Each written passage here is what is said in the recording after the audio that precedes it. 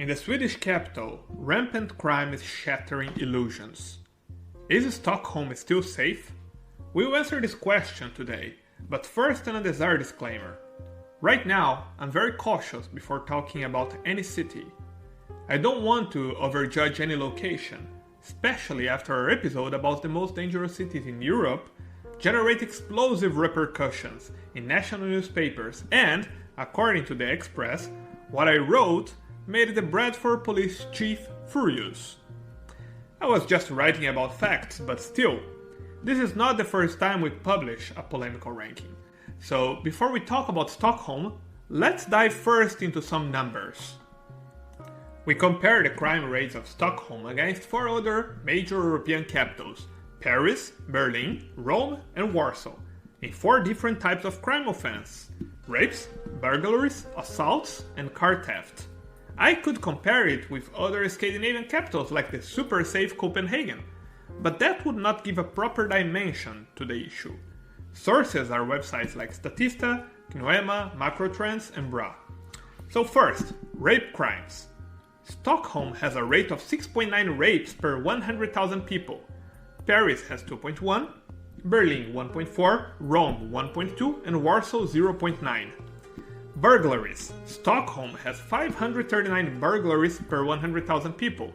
Paris has 396, Berlin 341, Rome 250, and Warsaw 210.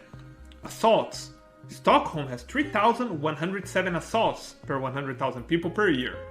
Paris has 2,694, Berlin 2,332, Rome 2,020, and Warsaw 1,600. Car theft. Stockholm has 1,080 car thefts per 100,000 people per year. Paris has 704, Berlin 620, Rome 480, and Warsaw 360.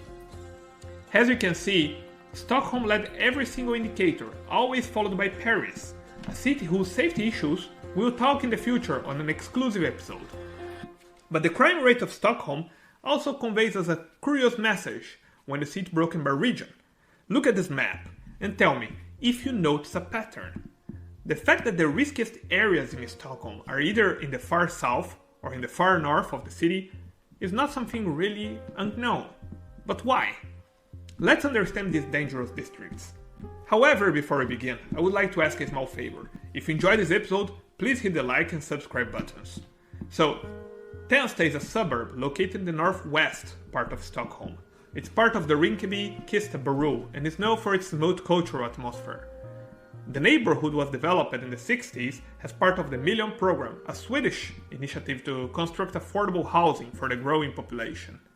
Nowadays, Tensta is home to approximately 20,000 residents, and at least 53% of them had a foreign background.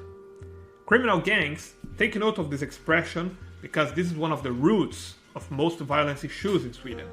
Have so much power that they instituted district-wide curfews for the residents. Nobody could go out of their houses at risk of suffering severe penalties from the criminals. This is something that we often see in Rio de Janeiro, poorest communities, the favelas, but it was the first time I read about it happening in Europe. Husby, also located in the northwestern part of Stockholm, is another neighborhood that has experienced significant challenges, particularly in terms of crime and social unrest. It has gained notoriety for its higher crime rates compared to other parts of Stockholm, but also due to some instances of cultural clash. More than 80% of the district has an immigrant background. A few years ago, women announced that in Husby there was a morality police that went around the streets, harassing females that didn't have their hair covered.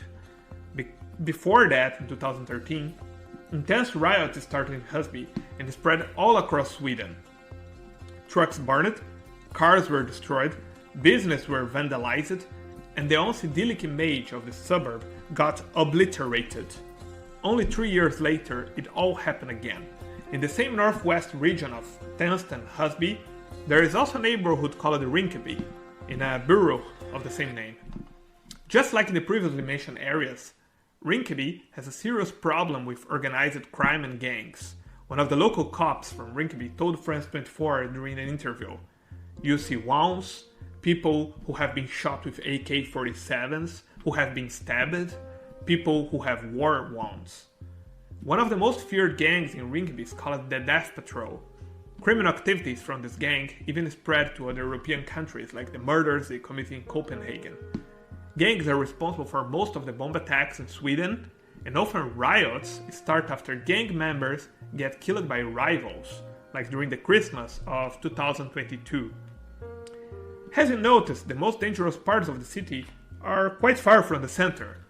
Therefore, to visit Stockholm while bypassing the pockets of violence is not that difficult.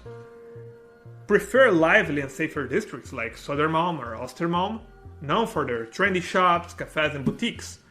While the city's alluring parts like Gamla Stam remain, it's crucial to be mindful of the potential risks and exercise vigilance at all times.